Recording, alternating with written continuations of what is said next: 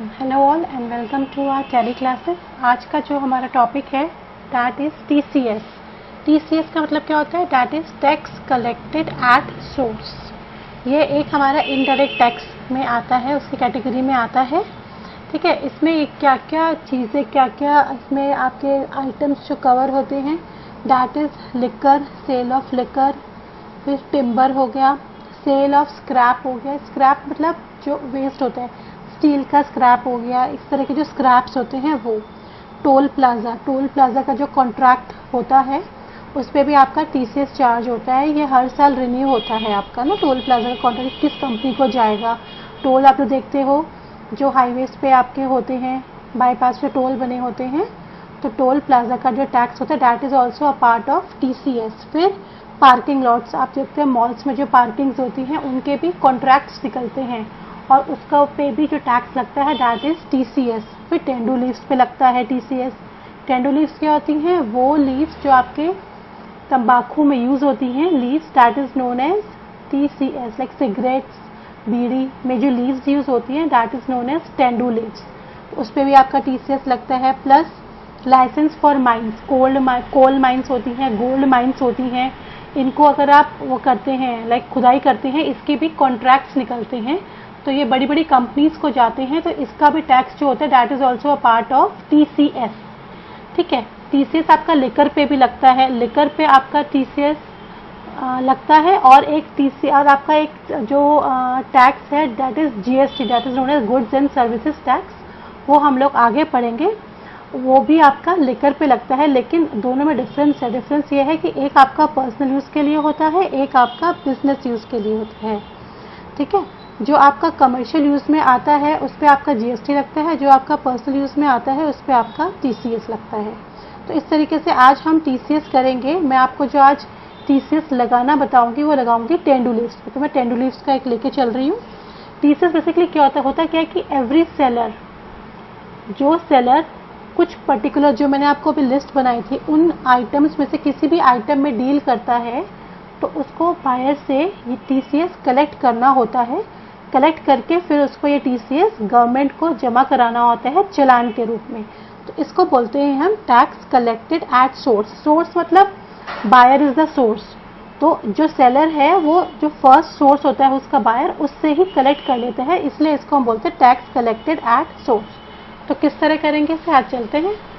Tally खोला हमने, मैंने कंपनी यहाँ से आईएसपीएल एकेडमी 1 चूज कर ली। सबसे पहले हमें टैक्स को एक्टिवेट करना है, उसके लिए मैं F11 दबाऊंगी और यहाँ पे स्टैट्यूटरी एंड टैक्सेशन में मेरा टीसीएस एक ऑप्शन है, इसको यस करूँगी।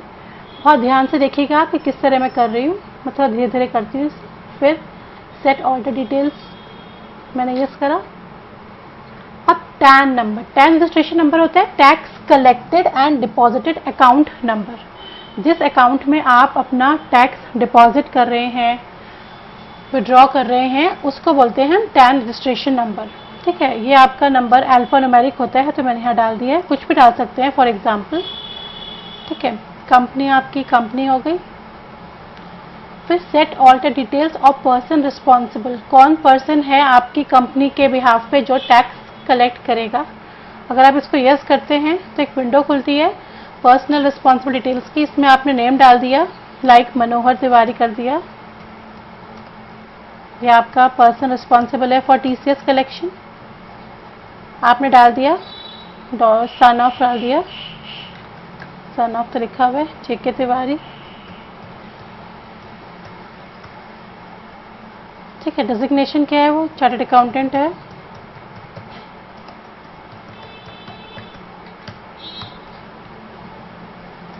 फ्लैट नंबर इसका ये आ गया, जीएमएस रोड आ गया, ये आपने डाला हुआ था कंपनी में, वही सारा आ गया। अब हम टीसीएस का एक क्लास बनाते हैं।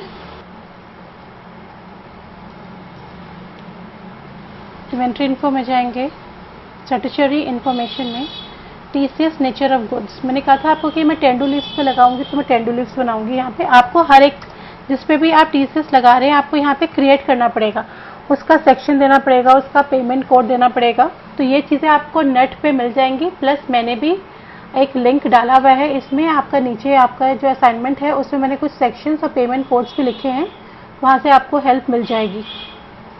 ये आपका जो सेक्शन है टेंडुलीव्स का, that is section 206C। Payment code जो आएगा आपका टेंडुलीव्स का वो आएगा 6CI। ये हाँ HUF नहीं है, ये आपका rate for other collected types में अदर्स में आते हैं।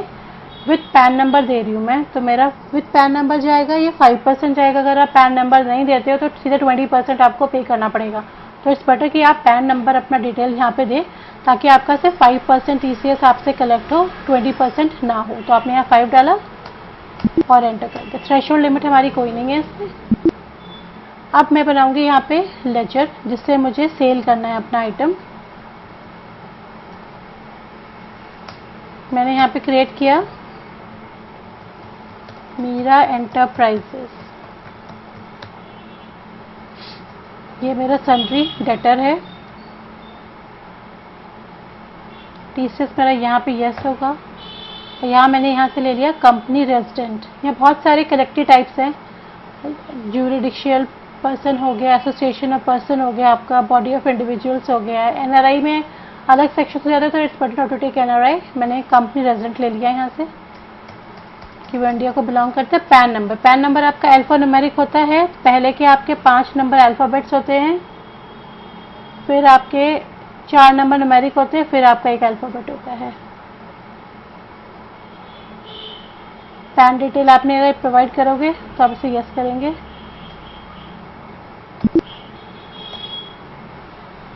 अब आपने बनाना है एक TCS ऑन टेंडुलीव्स।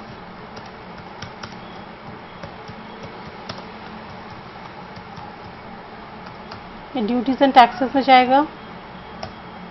TCS टेंडुलीव्स आपने बना लिया है, और ये रहेगा सेल ऑफ टेंडुलीव्स।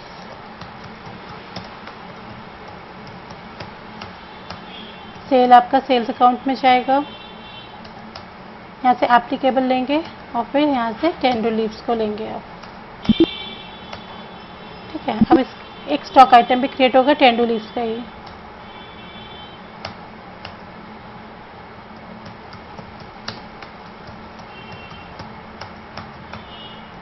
सपोज हम लोग केजी में ले रहे हैं इसे, किलोग्राम।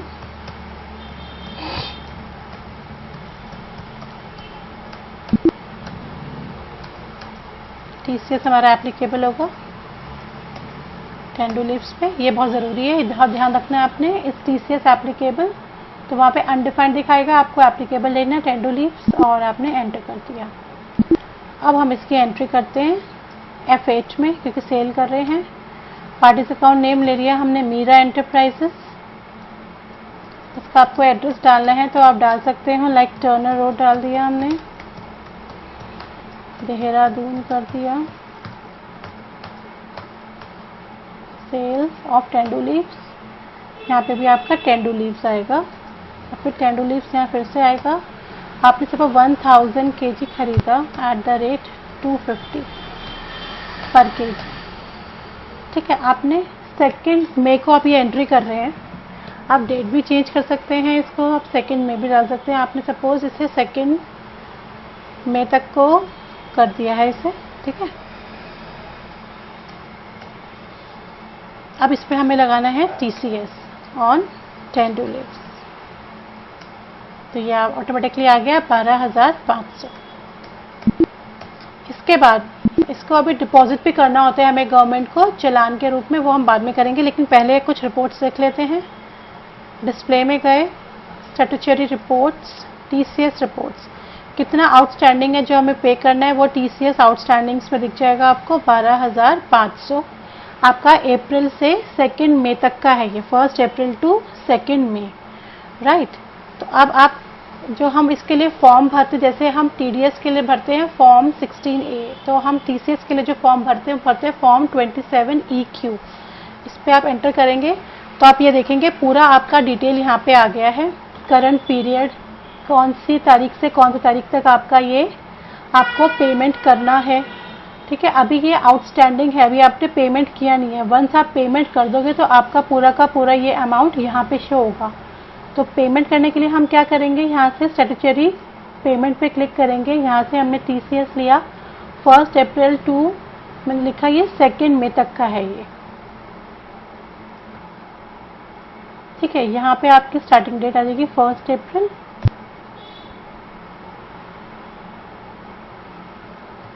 2 मई लेगा वो लास्ट डेट। ये आपका सेक्शन खुद ले लेगा।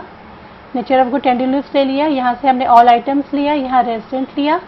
मैं HDFC बैंक के थ्रू कर रही हूँ, तो पूरा का पूरा देखिए ये आपका मेरा पेमेंट हो गया है TCS का, ठीक है। चेक के थ्रू दूंगी तो चेक नंबर डाल दिया मैंने, ठीक है। इशू 2 मई हो गया है, एंटर एंटर। तो अब आप देखेंगे मेरा पेमेंट डिटेल आ गया है कि मेरा 12,500 मैंने यहाँ पे कर दिया है, ठीक है। यहाँ पे आप जाएंगे नीचे, कुछ यहाँ पे एरर्स होंगे, ये आप पूरी करेंगे तो आपका पेमेंट में आ जाएगा। क्या नहीं है, चेक नंबर नहीं है, तो मैंने लिखा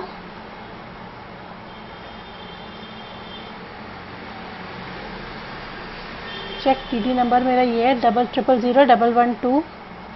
डेट मैंने कहा 2 मई हो गया। चलान नंबर हो गया 111। चलान डेट भी मेरा 2 मई हो गया। मेरा HDFC बैंक के थ्रू है, ब्रांच है मेरी आरहट बाजार,